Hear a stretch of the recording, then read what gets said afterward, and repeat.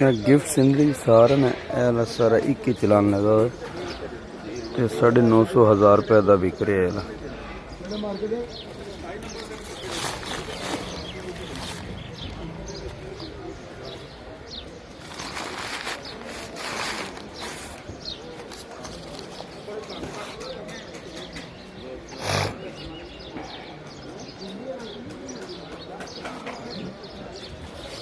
ये देसी गोला अम्ब है, गोला ये 650-700 का बिक रहा जी।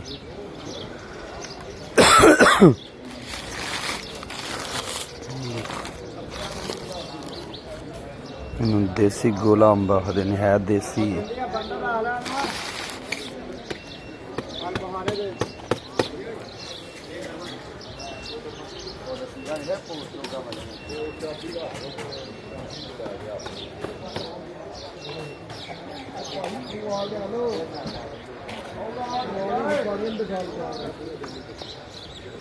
अगे वड्डी पिट्टी है गिफ्ट सिंधड़ी दी, ठीक है। ये तकरीबन 11 तो 12 किलो वजन है, बिक रही है 1600 तो लैके 1850 रुपये तक।